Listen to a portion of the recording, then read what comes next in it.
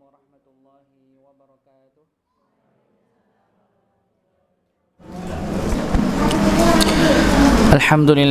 Alhamdulillahi nahmaduhu wa nasta'inuhu wa nastaghfiruh wa na'udzu billahi min shururi anfusina wa min sayyiati a'malina.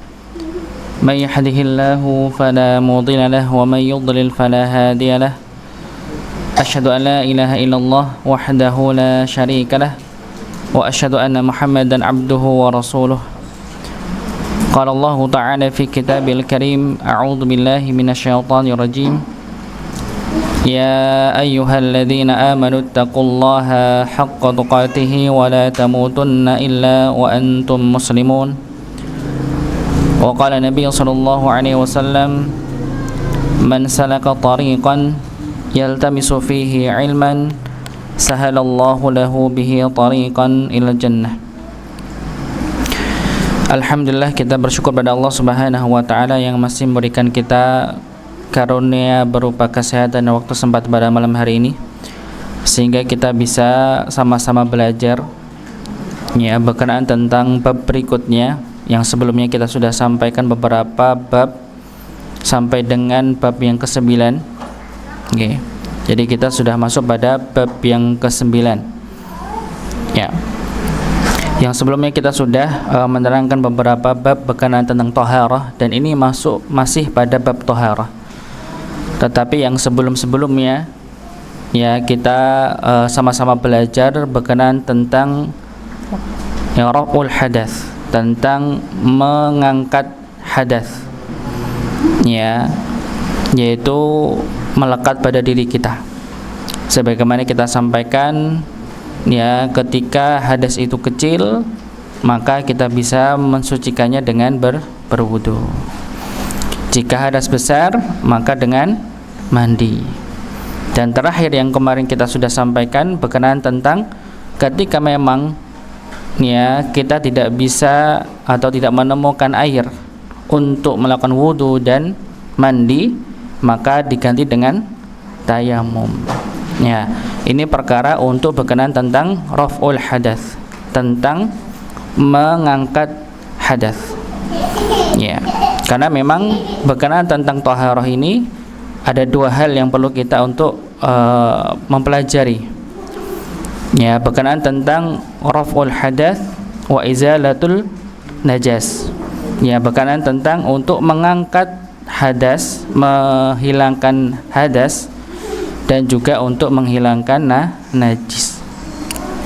Jadi bab yang ke-9 ini insyaallah nanti kita akan mempelajari berkenaan tentang hukum-hukum najis. Ya, karena ini hal yang penting untuk kita ketahui agar nantinya ketika kita beribadah kepada Allah ya menjadi sah ya, lebih sempurna begitu. Maka dalam bab ini disebutkan fil najasati wa kaifiyati tadhhiriha. Jadi berkenaan tentang hukum-hukum najis dan cara mensucikannya. Ya. Beberapa pembahasan yang nantinya kita sama-sama belajar di sini. Yang pertama adalah definisi najis, dan kedua macamnya. Yang kedua, benda-benda najis yang ditetapkan oleh dalil. Yang ketiga, tata cara mensucikan najis. Ya, jadi 3 pembahasan yang sama-sama nanti kita akan pelajari. Yang pertama, ya, definisi najis dan kedua macamnya.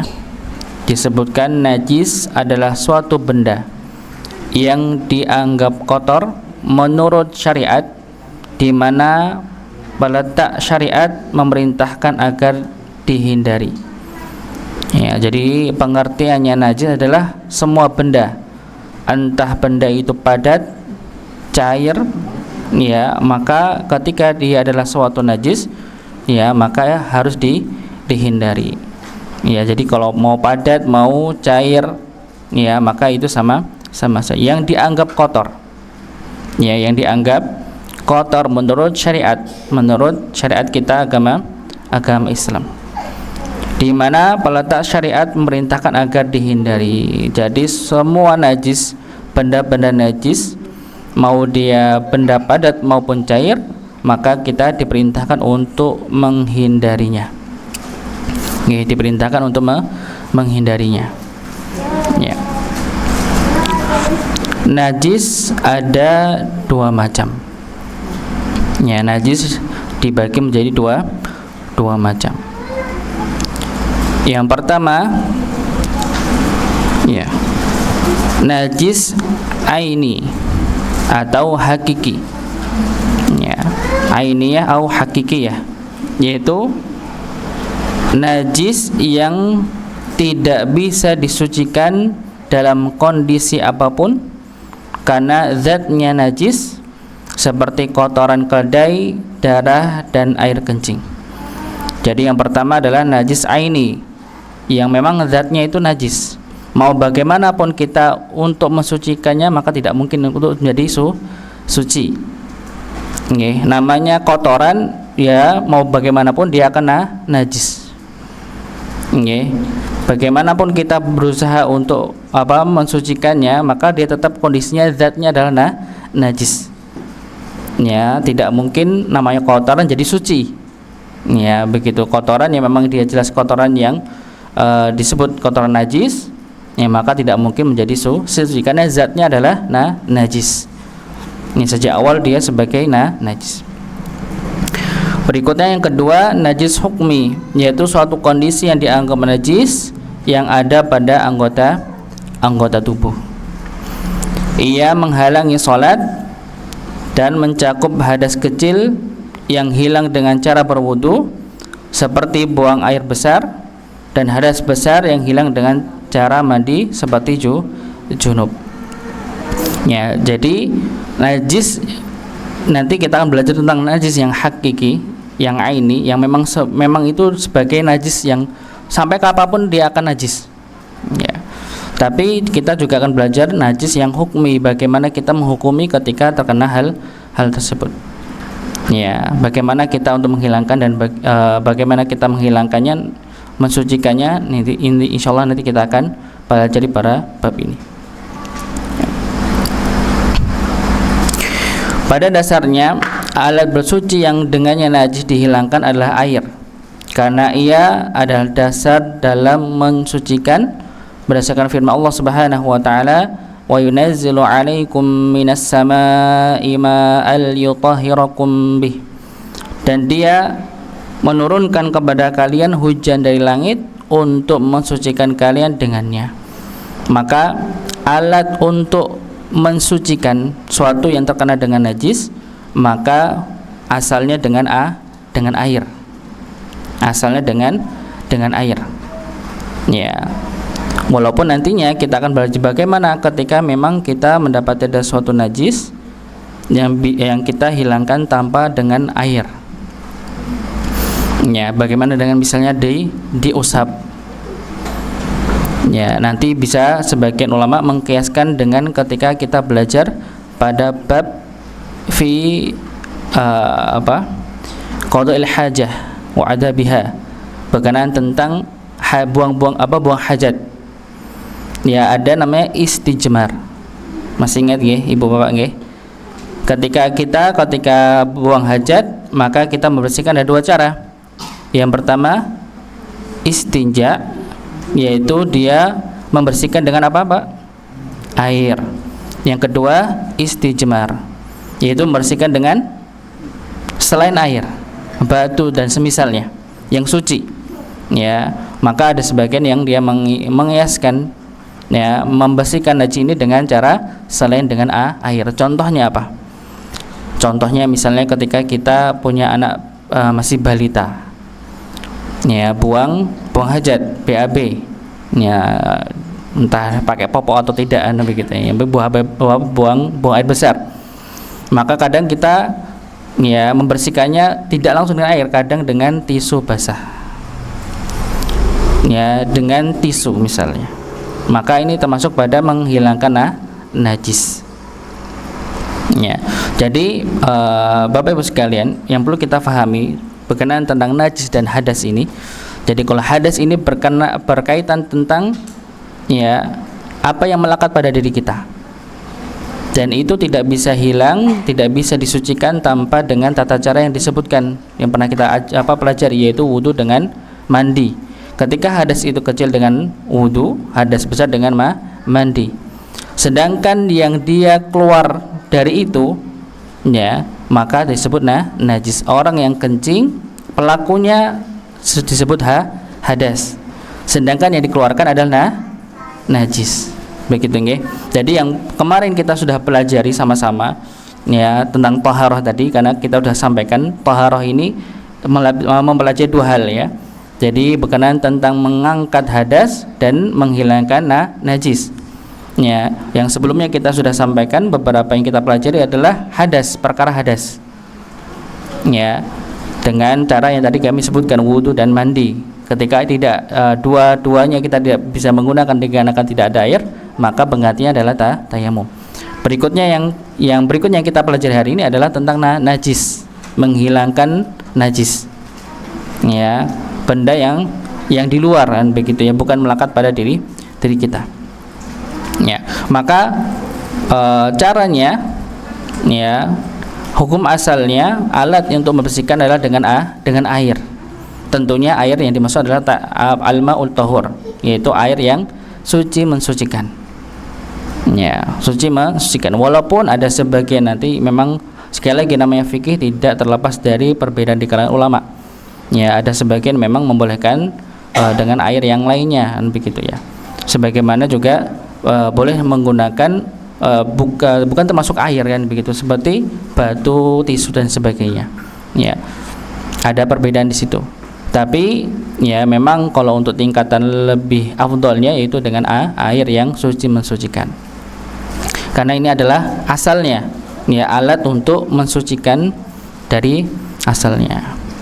Berikutnya, najis terbagi menjadi 3. Ya, dari najis, ya, ini terbagi menjadi 3. Sebagaimana pernah kita pelajari di sekolah-sekolah dulu, ya. Di SD kayaknya pernah sebagian, mungkin sekolah Islam mungkin, ya, pernah mempelajarinya. Yang pertama adalah najis mughalladah. Najis yang dia ukurannya adalah najis yang berat. Ya, yaitu najis anjing dan apa-apa yang dia muncul darinya. Jadi yaitu najis anjing dan apa-apa yang muncul darinya. Jadi yang pertama adalah anjing. Apakah babi termasuk najis mughalladah? Karena dua hewan ini yang memang haram kita makan. Tapi berkenaan tentang najisnya, maka memang sekali lagi tidak lepas dari perbedaan di kalangan ulama. Tapi di sini, ya, titik membedakan bahwa yang dimaksud najis mughalladah adalah anjing. Ya. Jadi babi tidak termasuk. Nanti insyaallah kita akan bahas, nggih. Nanti juga akan disampaikan di akhirnya. Dan apa-apa yang muncul darinya, dari apa-apa yang muncul darinya. Misalnya, ya, ada sebagian contoh, misalnya ketika, ya, misalnya anjing ini, walaupun wallahualam pernah terjadi atau tidak, ya, anjing misalnya dia kawin sama kambing. Jadi mboten nih. Kalau misalnya jadi, maka anaknya pun juga tidak bisa dikatakan sebagai kambing, karena dia masih ada unsur dari anjing tersebut. Ya, maka ini juga tidak bisa dikatakan sebagai tidak najis, tapi dia tetap sebagai najis. Ya. Walaupun nanti kita akan bahas secara menyeluruh, nggih, berkenaan tentang anjing. Apakah nanti kulitnya ini najis atau hanya alirnya saja, kan, begitu. Nanti juga insyaallah kita akan sampaikan. Berikutnya yang kedua, najis mukhaffafah, yaitu najis yang ringan, yaitu najis kencing bayi laki-laki yang belum mengkonsumsi makanan. Ya, pernah kita sampaikan di pertemuan kedua kalau nggak salah, nggih, tentang taharah. Ya, yaitu najis yang ringan. Najis kencing bayi laki-laki yang belum mengkonsumsi makanan. Ya, bukan bayi perempuan, nggih. Jadi kalau bayi perempuan sejak awal, maka dia, ya, sama-sama najis, tapi nanti cara membersihkannya yang berbeda. Ini jangan salah memahami nggih, bahwa yang dimaksud di sini bayi laki-laki bukan tidak najis, dia najis. Ya, tapi berbeda dengan ya air kencing dari bayi perempuan. Ya. Jadi kalau ini dengan khusus bagi bayi laki-laki yang dia belum makan, belum empasi. Tapi ketika dia sudah dominan dengan empasinya, dengan makannya dibandingkan dengan minum ASI, maka jatuh pada hal yang berbeda. Maka dia menjadi najis sebagaimana yang lainnya, sebagaimana orang dewasa. Ya, tapi selama dia empasinya itu tidak dominan, lebih kepada meminum ASI dari ibunya, maka dia tata cara untuk membersihkannya berbeda dengan ketika dia sudah dominannya makan. Ya. Maka di sini para ulama mengkategorikan sebagai najis mukhaffafah, najis yang ringan, yaitu bayi laki-laki yang belum makan. Ya, maksudnya di sini bukan tidak makan sama sekali, nggih. Dia makan tetap begitu ya. Kadang kalau udah usia 6 bulan dia sudah mulai untuk empasi. Tapi kadar makannya itu tidak banyak dibandingkan dengan minum ASI dari ibunya. Begitu nggih. Ya. Yang ketiga, najis mutawassithah. Ya.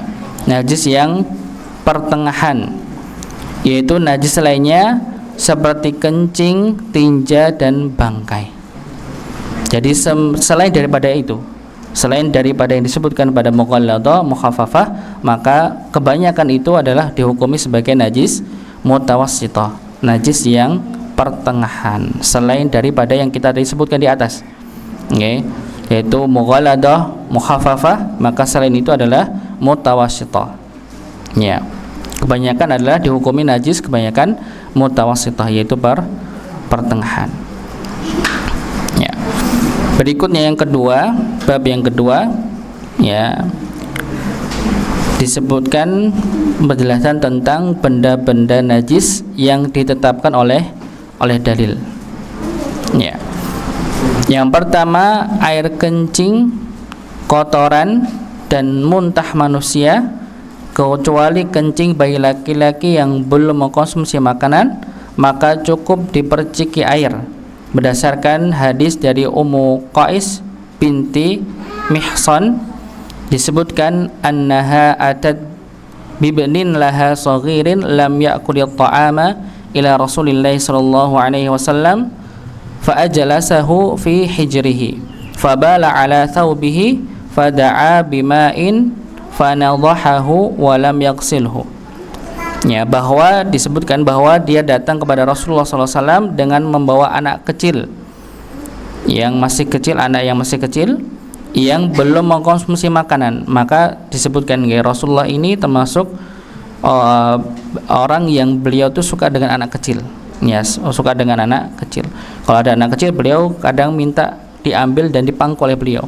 Maka disebutkan fa'ajalahu fi hijrihi, maka beliau mendudukkannya di pangkuannya. Ya, ketika beliau mendudukkan anak kecil tersebut, ya, di pangkuan beliau, ya, fabala ala thawbihi, kemudian anak tersebut kencing di pakaian beliau. Posisinya anak kecil ini ya belum makan atau belum dominan makan, masih banyak asinya. Konsumsinya lebih banyak pada asi. Ya. Maka beliau meminta air lalu memercikkan pakaian beliau dan tidak mencucinya. Ya, ini perbedaannya. Jadi kalau misalnya kita punya anak kecil belum makan, okay, istilah dominannya lebih kepada ASI, maka ketika dia kencing, dia tetap sebagai najis, tapi keperlakuannya berbeda, ya, dengan air kencing bayi perempuan yang belum makan. Ya, berbeda sikapnya. Jadi kalau bayi laki-laki itu diperciki saja, tidak perlu untuk dicuci. Ya, sedangkan ketika kita terkena air kencing bayi perempuan, maka harus dicuci. Sekali lagi, sama-sama dia najis, tapi cara mensucikannya yang berbeda. Ya, kalaupun misalnya kita mau mencucinya juga tidak masalah, tapi cukup dengan memercikan saja sudah sudah termasuk. Memercikan ini bukan memercikan gini saja nggih, tapi tetap air yang diberikan kepada tempat yang terkena air kencing itu lebih dominan. Ya, tetap.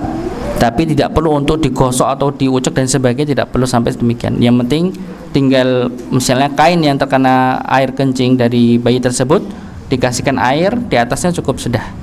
Ini sudah termasuk dari memercikan itu maksudnya. Jadi tidak perlu dengan mengkuceknya dan sebagainya. Ya, sebagaimana kita mencuci kan begitu ya. Ya. Adapun kencing anak laki-laki yang sudah mengkonsumsi makanan, demikian juga anak perempuan, maka statusnya berarti kencing orang dewasa. Ya, jadi kalau sudah makan lebih dominannya makan dibandingkan dengan asinya, maka dia setara dengan air kencing orang dewasa, harus dicuci, bukan hanya diperciki. Ya, ini yang pertama. Berikutnya yang kedua, darah yang mengalir dari hewan yang dagingnya halal dimakan. Ya, darah yang mengalir, darah, ini sekali lagi, darah yang mengalir dari hewan yang dagingnya halal dimakan. Adapun darah yang tetap di dalam daging atau urat setelah disembelih, maka ia suci. Ya, berdasarkan firman Allah Subhanahu wa taala, audamam masfuhan, atau darah yang mengalir. Ya, darah di sini adalah darah yang mengucur dan mengalir. Jadi ketika misalnya kita menyembelih, Bapak Ibu sekalian, menyembelih, ya, maka kita dapati ada darah yang mengalir, itu najis. Nggih, sedangkan ketika kita mengetahui, nggih, ternyata ketika sudah mengalir tuntas, ketika kita sudah mulai menguliti, kita potong-potong, ternyata di antara daging, ya, atau jantungnya atau bagian yang masih mengendap di situ, ya, tanpa sengaja, sekali lagi tanpa disengaja, ya, maka ini tidak termasuk najis. Ya, maka sekali lagi, ya, ini untuk masalah najis atau tidaknya, ini termasuk najis. Sedangkan kita ketahui bahwa darah itu tidak boleh untuk dikonsumsi. Jelas nggih? Dan mungkin di Jawa ada istilah apa, Bu? Aren. Saren. Kalau aren gula nggih. Saren nggih. Ya, saren. Biasanya saren itu sengaja diendapkan nggih. Langsung di apa ini habis itu? Dibekuin udah otomatis nggih. Digoreng. Ya. Jadi kalau ada yang biasanya otomatis kan beku nggih, namanya di apa? Ditampung, habis itu tadi beku, dipotong-potong, digoreng. Kadang ada yang dimasukkan ke apa namanya? Makanan khas Jogja, gudeg nggih. Ada sebagian masuk ke gudeg juga. Katanya, walau saya nggak pernah merasakan secara langsung nggih, tapi katanya kayak ati rasanya. Ya, kayak hati ayam. Enak. Bahkan kalau di Cina itu bukan dibekukan nggih, bukan dibuat biar beku, tapi masih segar itu dituangkan di sayuran-sayuran mereka. Ya. Tapi memang mungkin ya, memang wallahualam saya nggak pernah merasakan, tapi katanya enak kan begitu nggih. Tapi sekali lagi dalam Islam itu haram, tidak boleh untuk dikonsumsi. Ya, tetapi ketika darah itu sudah ada pada tubuh, misalnya dia sudah kita sembelih dan dia mengendap, misalnya ada di jantungnya dan sebagainya, maka itu tidak masalah. Maafu ya, maksudnya dimaafkan untuk dikonsumsi, tidak masalah. Selagi tidak disengaja. Selagi tidak disengaja. Kadang ada sebagian wallahu alam ya. Ada sebagian ketika disembelih enggak dialirkan tapi diikat lehernya, biar darahnya itu tetap di dalam dan dia membeku di dalam. Dan sekali lagi ya, pernah kita sampaikan, daging yang dia masih ada, harusnya dalam mengalir itu harus keluar dan tetap di dalam daging, itu cepat busuk. Ya, ini perlu diperhatikan juga ketika menyembelih apapun. Ya, terlebih ketika kita Idul Adha ya, bukan hanya sapi dan kambing saja, mau bebek, mau ayam juga disama. Ya, semuanya yang dia mengalir, ya, maka darahnya itu adalah tidak halal dan dia najis. Ya, maka mau apapun, mau dia kambing, mau dia ayam, tidak sama, semuanya sama, tidak untuk dikonsumsi darahnya dan najis. Ya. Ini untuk darah yang mengalir ya, sekali lagi. Karena nanti ada beberapa hewan yang memang dia tidak memiliki darah yang mengalir, dan ini beda hukumnya, ya. Tapi sekali lagi, hewan yang dia mengalir, dagingnya halal dimakan, apapun darahnya yang tetap di dalam daging, urat setelah disembelih, maka ia suci berdasarkan Allah. Ya. Berikutnya, ini tidak disebutkan hewan yang haram, ya. Kalau haram nggak perlu dijelaskan, sudah haram jelas. Ya, maksudnya di sini bukan berarti ketika disebutkan sini adalah darah hewan yang halal dimakan, yang haram dimakan boleh, tidak. Ya, tetap dia sebagai najis. Ya, karena tidak dijelaskan dikarenakan sudah jelas kenajisannya. Ya, maka tidak dijelaskan.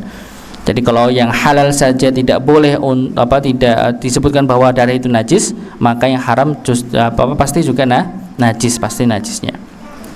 Ya. Berikutnya, yang ketiga, kencing dan kotoran hewan yang tidak dimakan dagingnya. Sekali lagi, kencing dan kotoran hewan yang tidak dimakan dagingnya, maksudnya yang haram untuk dimakan. Ya, jadi hewan-hewan yang dia kencing dan kotorannya itu, ya, hewan yang tidak bisa dimakan, haram dimakan, maka itu najis. Maka kebalikannya, hewan, ya, yang halal untuk dimakan, ya, maka kencing dan kotoran tersebut tidak najis. Walaupun sekali lagi ada sebagian ulama yang berbeda. Ya, ada yang mengatakan sama saja, tapi di sini sekali lagi, ya, disebutkan dalam kitab ini bahwa kencing dan kotoran hewan yang bisa dimakan, maka itu tidak najis, sedangkan yang tidak bisa dimakan maka najis. Sampai sekali lagi, ya, nanti kita akan sampaikan ini berkaitan tentang hukum fikih. Sedangkan dalam agama kita bukan hanya fikih yang kita pelajari saja, tapi di situ ada etika dan adab. Ya, ini juga perlu untuk difahami. Bukan berarti Bapak Ibu sekalian, ketika misalnya kita mau sholat, baru perjalanan kena kotoran ayam, wah nggak najis kok, biarin aja. Sampai masjid biarin, ya. Ya, maka sekali lagi, ya, yang kita jelaskan di sini adalah hukum fikih. Dan hukum fikih ini berkaitan juga tentang adab dan etika kita. Ya, begitu, ya. Nanti jangan salah pahami, bukan banyak yang seperti itu memahaminya. Ya, memahaminya seperti itu. Kalau nggak najis ya biarin aja kan. Ya, bukan seperti itu maksudnya. Ya, jadi kalau berkaitan hukum ada hukum sendiri. Kalau masalah afdholiyah, berkenaan tentang keutamaan, maka susu ada yang lebih utama, tetap harus dibersihkan. Apalagi berkaitan tentang mengganggu orang lain. Kalau pernah kita mendapati, kalau misalnya ada orang sholat, sedangkan dia setelah makan bawang putih yang masih mentah, belum dimasak, dan dia datang ke masjid, Rasulullah larang itu. Rasulullah sampai menyampaikan, jangan dekati masjid kami. Ya, apakah bawang putih itu haram, najis? Tidak, tapi baunya mengganggu. Sama halnya, ketika misalnya kita dapati di sini kotoran dan kencing hewan yang halal dimakan itu tidak najis, bukan berarti ketika kita kena najis tetap maksakan diri untuk sholat jamaah di masjid. Maka akan mengganggu lainnya. Begitu, ya. Berikutnya yang keempat, bangkai, yaitu hewan yang mati secara wajar tanpa disembelih secara syar'i. Ya. Berdasarkan firman Allah Subhanahu wa taala, illa ayyakuna maitah, ya, kecuali daging hewan yang mati bangkai. Ya. Dicukulikan darinya bangkai ikan, belalang dan hewan yang tidak memiliki darah yang mengalir, karena sungguhnya ia suci. Jadi bangkai, seluruh bangkai itu mau dia halal atau haram, maka itu najis.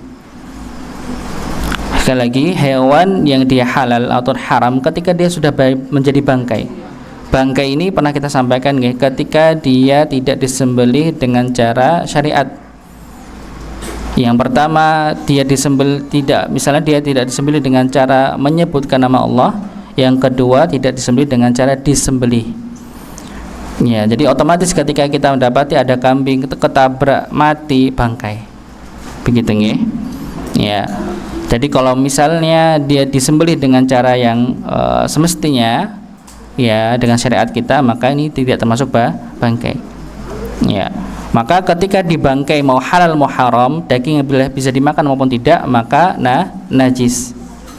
Kecuali ya bangkai ikan, karena ikan tidak disembelih. Ya, maka bangkai ikan itu tidak najis dan layak untuk bukan layak sih, boleh untuk dikonsumsi.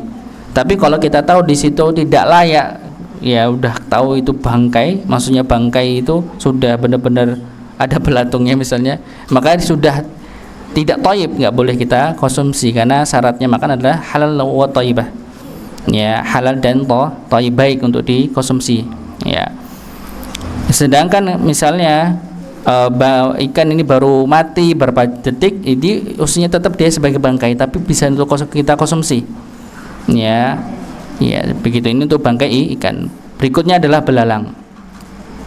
Belalang juga termasuk hewan yang bangkainya itu suci, tidak najis.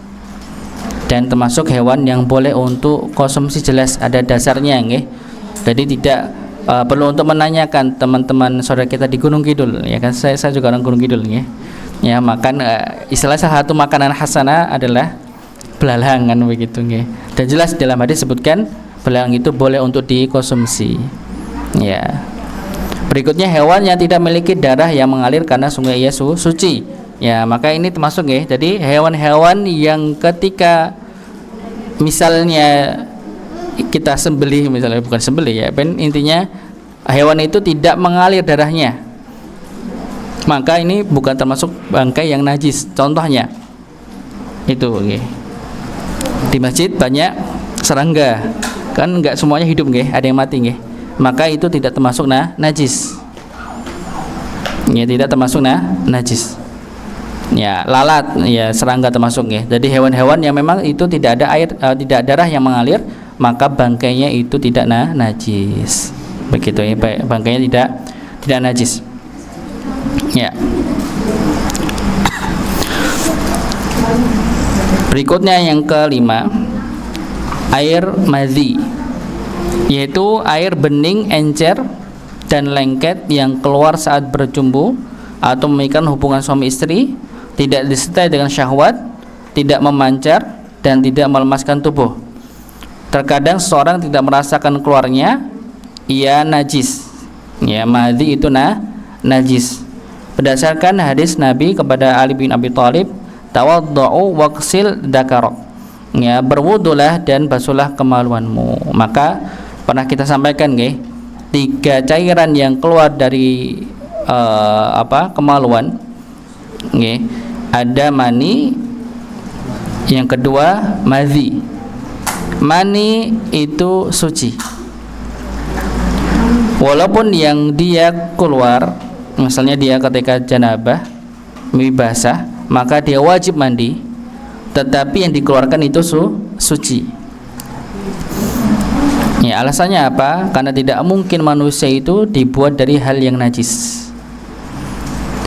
Ya, maka dia suci. Sedangkan madhi, ya, madhi ini biasanya keluar sebelum keluarnya mani, maka ini najis, walaupun orang yang dia keluar madhinya tidak mewajibkan dia untuk mandi, tapi sifat yang dia dikeluarkan madhinya itu adalah najis. Ya, maka ketika misalnya kita mendapati dalam pakaian kita, celana kita ada madhi, maka dia harus dibersihkan, dicuci. Oke, harus dicuci. Ya. Dan kita sudah sebutkan, ciri-cirinya, nggih. Ciri-cirinya untuk membedakan antara mandi dan madhi. Ya, salah satunya sudah kita sebutkan di sini. Ya, dia keluar bukan dikarenakan hubungan, nggih. Kadang muncul dikarenakan syahwat di awal. Ya.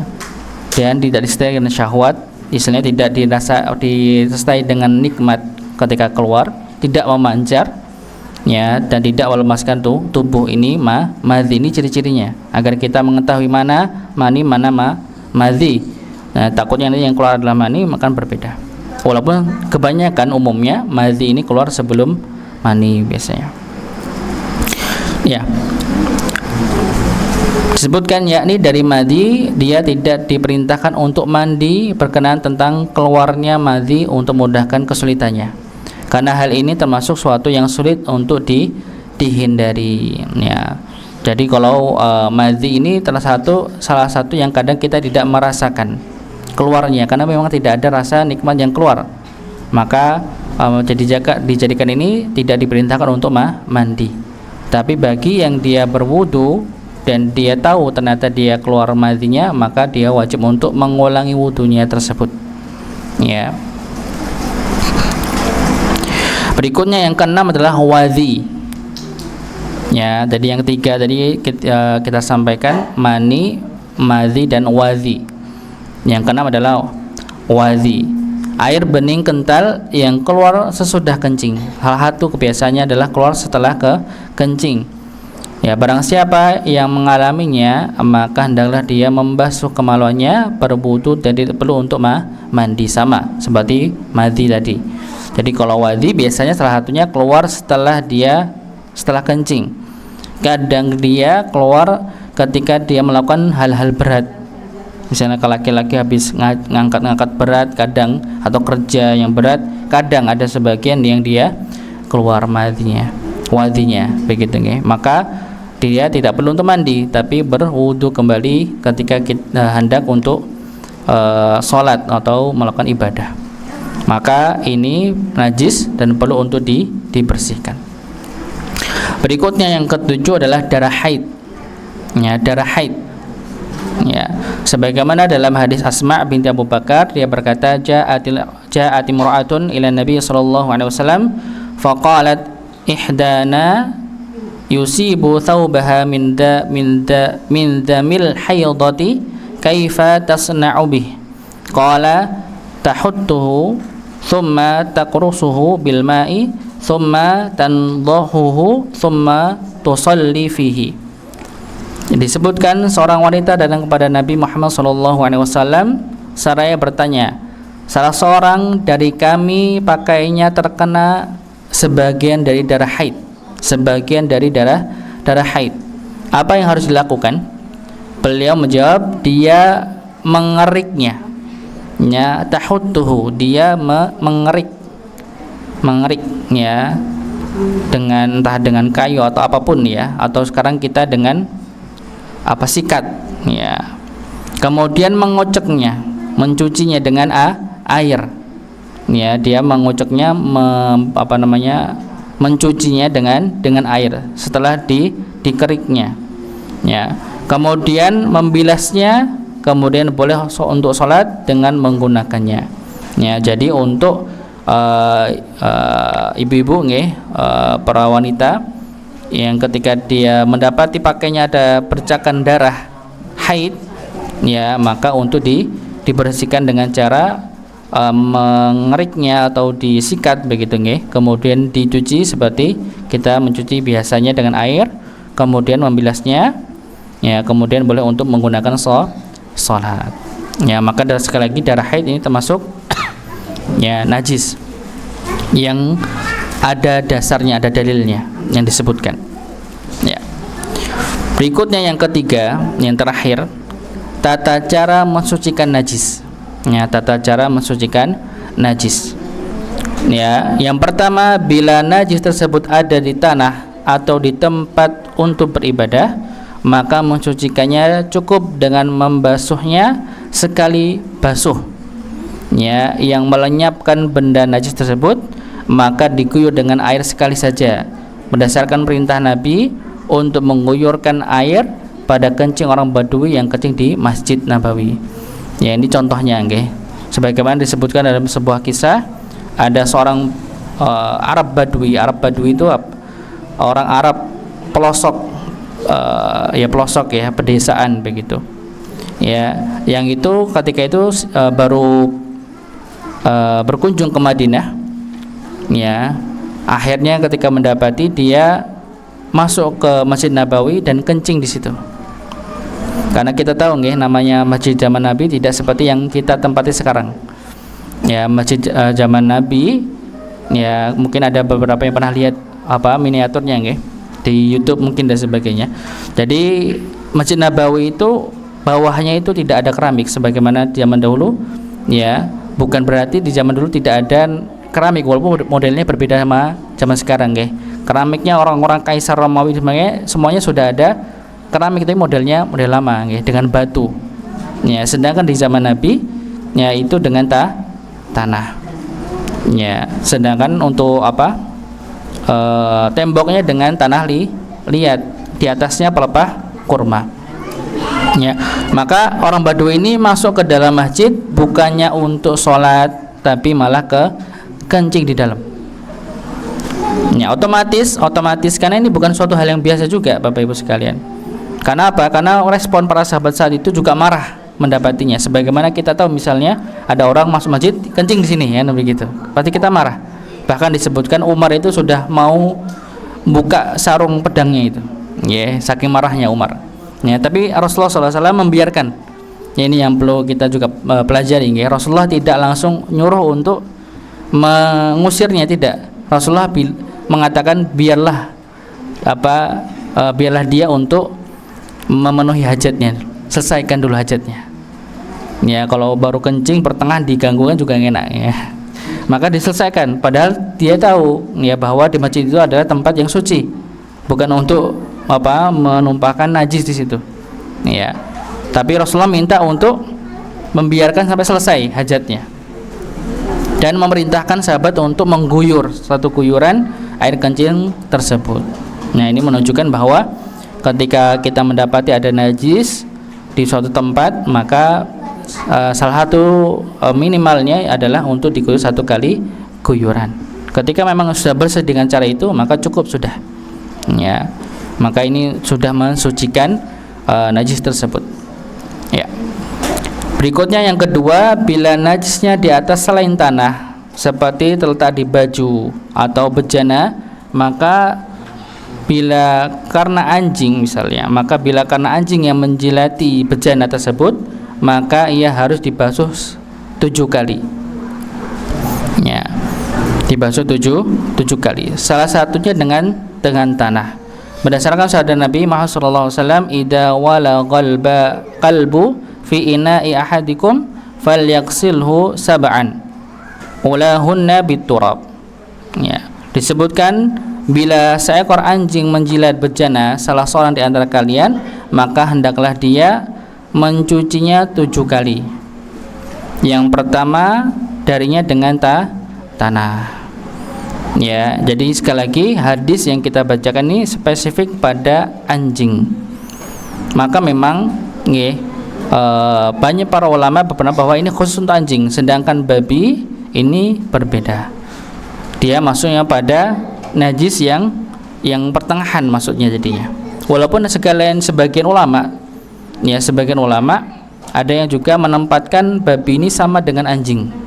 Dan cara mensucikannya juga sama, ada sebagian yang demikian, ya. Tetapi pendapat yang lebih kuat adalah bahwa itu berbeda. Karena sekali lagi kalau kita melihat anjing dan babi, wallahualam, ya. Tapi setahu saya berbeda. Kalau anjing itu lebih suka untuk menjulurkan lidahnya dengan air liurnya yang tumpah-tumpah begitu, sedangkan babi tidak demikian. Maka caranya dengan mencuci 7 kali. Yang pertama dengan tanah, ya. Hukum ini umum untuk bejana dan selainnya seperti baju dan tikar. Jadi bukan hanya ketika bukan hanya ketika tempat yang terjilat oleh anjing, tapi setiap yang dia terjilat dengan anjing, maka dia harus disucikan dengan cara demikian. Dan ini Rasulullah sudah patok 7 kali, tidak lebih daripada itu, tidak kurang apalagi. Bagaimana caranya untuk mensucikan itu? Tanah hanya ditempatkan di mana? Maka sekali lagi tanahnya itu dibarengi dengan air, ya. Tadi disebutkan ulahunna dan disebutkan di awalnya, maka air yang pertama itu dicampur dengan tanah. Air yang pertama dicampur dengan tanah mensucikan yang terkena tersebut, baru yang 6 berikutnya itu dengan air yang suci mensucikan. Jadi bukan salah satunya tanah saja tanpa air, Atau malah misalnya tanah itu sendiri dan 7 kali itu air, bukan, itu menambah jadi 8 ya, tapi tetap patokannya adalah 7, tidak kurang tidak lebih. Ya, dengan cara apa? Salah satunya dicampurkan dengan tanah, airnya itu dicampur dengan tanah. Maka sekali lagi, mau pakai sanglet 1 liter walaupun kita anggap itu adalah suatu yang bersih, Bapak Ibu sekalian, 1 liter digunakan pakai semua, tapi 1 kali basuhan saja ya, maka ini tidak termasuk mensucikan itu ya, harus dengan 7 kali suci, salah satunya dengan tanah ya. Hikmahnya apa? Ini yang pernah kita dapati Bapak Ibu sekalian, hikmah yang bisa kita dapati ternyata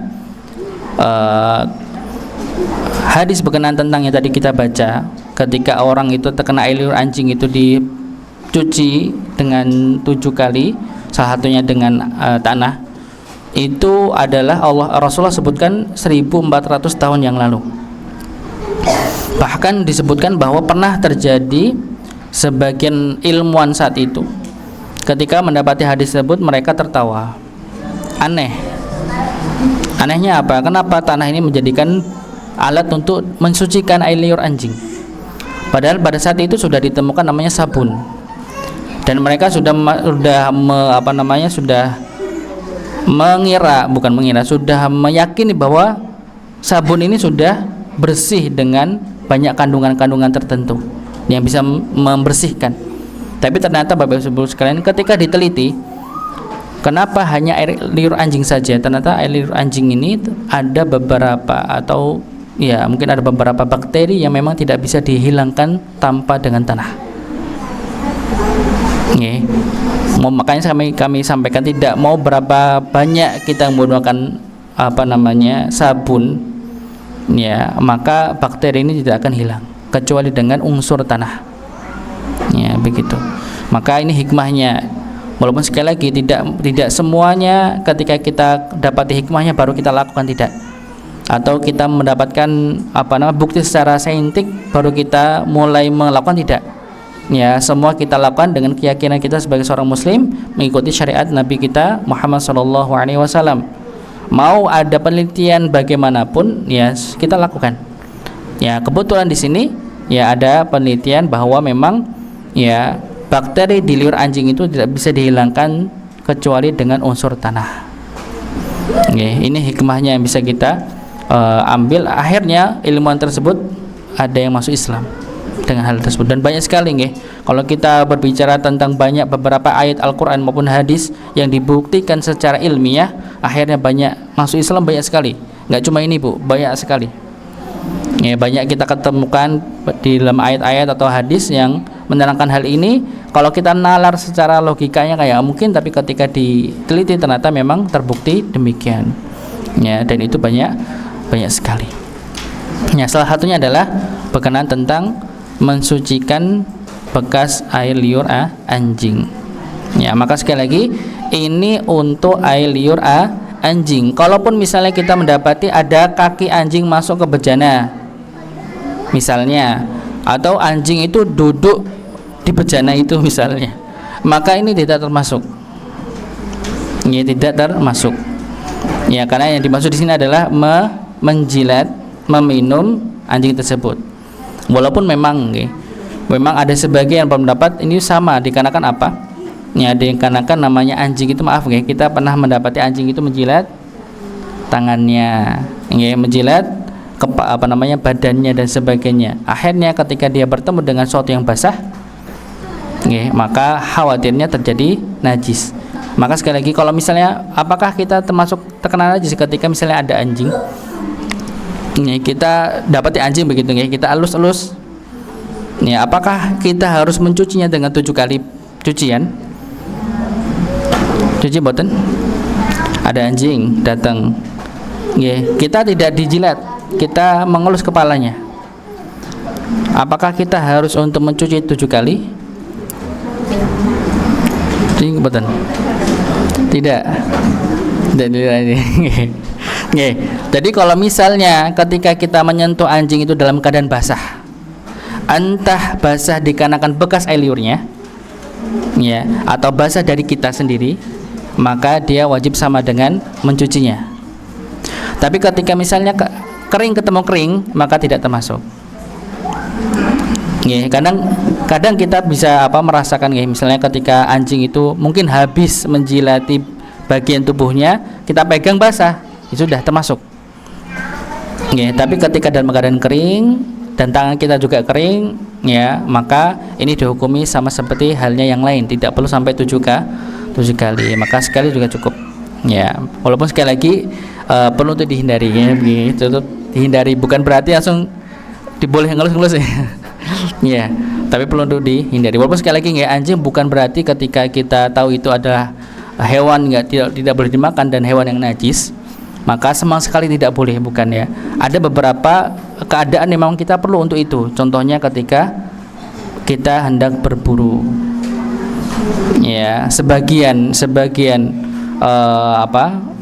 nanti ada pembahasan fikih berkenaan tentang al-ta'imah, ya, tentang makanan-makanan itu, ya, berkenaan tentang itu juga akan disampaikan ketika bagaimana kondisinya ketika kita berburu menggunakan anjing. Pernah ada pertanyaan gitu, nggih, kalau nggak salah, nggih. Kalau nggak salah, saya masih ingat dulu ada yang nanyakan tentang itu. Bagaimana, bolehkah kita berburu dengan anjing? Ya, apakah kita boleh menggunakan? Boleh. Nggih, boleh menggunakannya dengan beberapa syarat yang harus dipenuhi, kan begitu. Nah, ini salah satunya, nggih. Jadi bukan berarti tidak bersama sekali, ya, tapi tetap perlu untuk dihindari najisnya. Walaupun sekali lagi ada beberapa contohnya di mazhab Imam Malik yang tidak mengkategorikan itu najis, ya, maksudnya untuk selain dari liurnya, ya, selain dari liurnya, ya. Adapun najis babi, maka pendapat yang sahih bahwa ia sama dengan najis-najis yang lain, cukup dibasuh sekali saja yang menghilangkan benda najisnya dan tidak disyaratkan untuk dibasuh 7 kali. Jadi kalau babi, maka di kitab ini disebutkan dia sama seperti jadi bukan mughalladhah tapi mutawassithah maksudnya. Ya, jadi pertengahan, dicuci, tidak perlu sampai 7 kali. Walaupun sekali lagi ada memang sebagian ulama yang dia menyamakan, ya, menyamakan antara babi dan anjing, ya. Berikutnya, bila najisnya berupa kencing, kotoran, darah dan yang sepertinya, maka ia dicuci dengan air disertai dengan menggosoknya dan memerasnya sehingga najisnya lenyap dan tidak menyisakan bekas. Cukup dicuci sekali saja. Ya, jadi kalau najis mutawassithah yang tadi kami sebutkan, maka ini perlu untuk dicuci disertai dengan gosokan. Ya, berbeda dengan dipercikan tadi yang ringan. Jadi kalau dia pertengahan, maka perlu untuk dicuci, digosok, ya, digosok, dihilangkan. Ya. Untuk kencing anak laki-laki yang belum mengkonsumsi makanan, cukup dipercikit dengan air berdasarkan sabda Nabi, yughsalu min baulil jariyah wa yundahu min baulil ghulab. Ya, kencing anak perempuan dibasuh, sedangkan kencing anak laki-laki diperciki. Jadi kita sudah sampaikan, nggih, untuk berkenaan tentang kencing anak kecil. Juga berdasarkan hadis Ummu Qais binti Mihsan yang sudah disebutkan sebelumnya, untuk kulit bangkai dari hewan yang dagingnya halal dimakan, maka ia disucikan dengan disamak. Jadi untuk kulit, ya, bangkai yang hewan yang ini sudah kita sampaikan di bab al-aniyah, ya, tentang bejana, ya, dari hewan yang dagingnya halal dimakan, ya, maka dia bisa digunakan, disucikan dengan cara disamak. Jadi boleh digunakan setelah disamak, ya, bagi hewan yang halal untuk dimakan, ya, bagi hewan yang halal dimakan, walaupun dia dalam keadaan menjadi bangkai.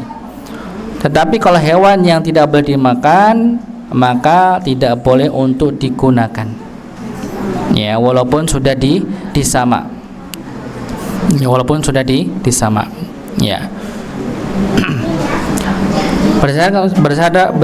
Berdasarkan sabda Nabi Muhammad SAW, ayyuma ihabin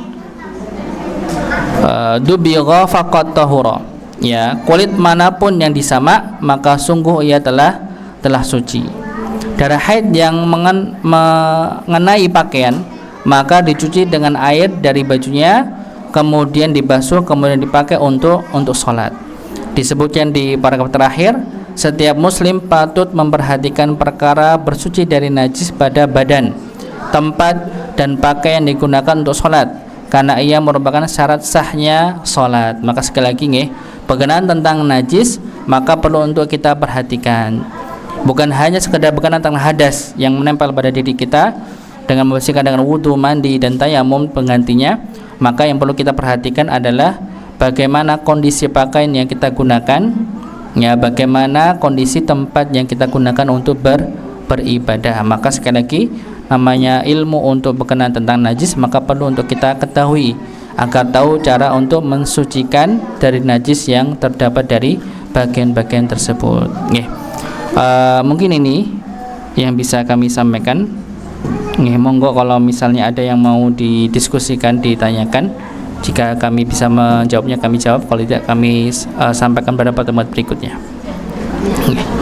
Monggo.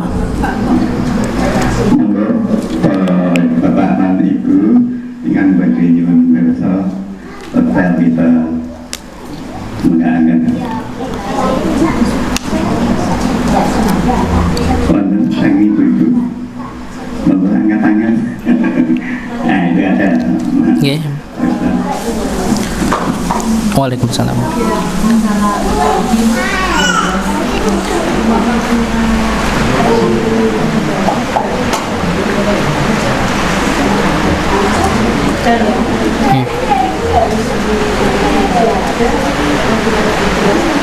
Oke. Nggih. Untuk babi kalau untuk di kitab ini yang kita sampaikan, ini tidak sama dengan anjing. Dia mutawassithah, jadi pertengahan. Ya, pertengahan. Maka dia disuci seperti dicuci biasa. Digosok, ya, seperti digosok. Tidak perlu sama seperti anjing dengan cara dibasuh 7 kali dengan tanah salah satunya, tapi seperti halnya najis mutawassithah, pertengahan, pertengahan sama. Jadi cuma cuci biasa saja. Untuk anjing, untuk anjing, untuk babi, maaf, untuk babi. Ada lain mungkin? Assalamualaikum warahmatullahi wabarakatuh. Waalaikumsalam. Matur nuwun paring wekdal kagem menawi wekdal. Awal pun tinggal sedikit masalah bawang. Iya, bawang. Bagaimana kalau benda-benda yang lain yang mungkin kalau itu mentah aromanya lebih menyengat, apakah hukumnya sama seperti jengkol kalau belum dimasak, papai yang belum dimasak itu aromanya lebih menyengat daripada bawang? Apakah hukumnya sama seperti tadi nggak boleh mendekati orang telat ya? Apakah itu juga sama? Atau belum? Ya, untuk memang kalau dalam hadis disebutkan bawang putih, Kalau untuk jengkol dan sejenisnya memang sama unsurnya, juga menimbulkan bau yang tidak sedap bagi orang lain, maka sama. Jadi dikiaskan tanpa dasar dalil, tapi dikiaskan dengan dalil yang sama tadi berkenaan tentang efeknya, karena alasan ilatnya itu sama. Begitu, sama. Jadi sama, Pak. Jadi makan jengkol, pete, dan sejenisnya, maka sama saja. Maka memang dianjurkan bagi yang sudah makan seperti itu, maka untuk membersihkan terlebih dahulu agar baunya tidak menyengat keluar.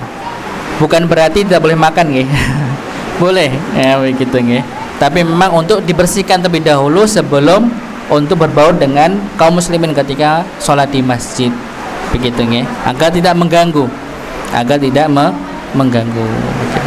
Begitu. Sedikit kami tambahkan berkenaan tentang kotoran kucing.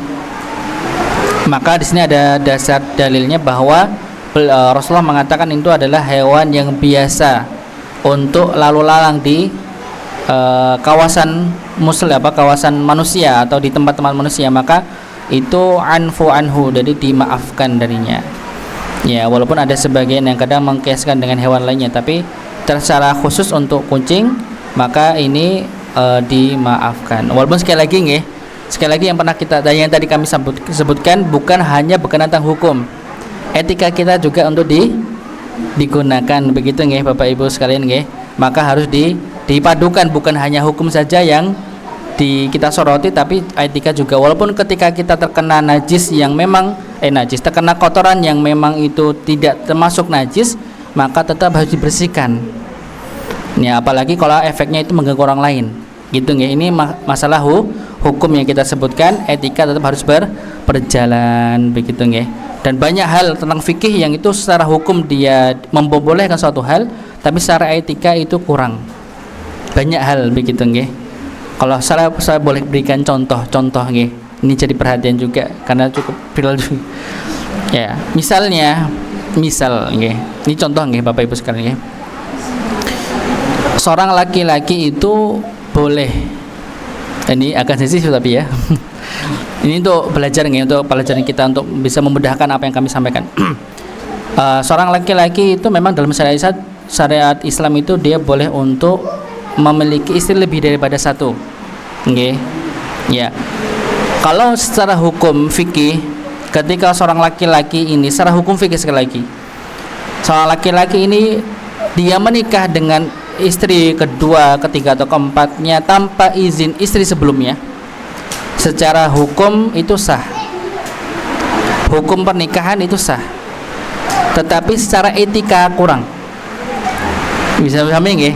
Bisa dijadikan contoh seperti itu. Nggih, secara hukum itu sah seorang laki-laki ketika dia ingin menikah dengan istri berikutnya tanpa restu izin dari istri pertama, itu adalah sah secara hukum pernikahan. Tapi secara etika kurang. Begitu ya, bisa difahami ya.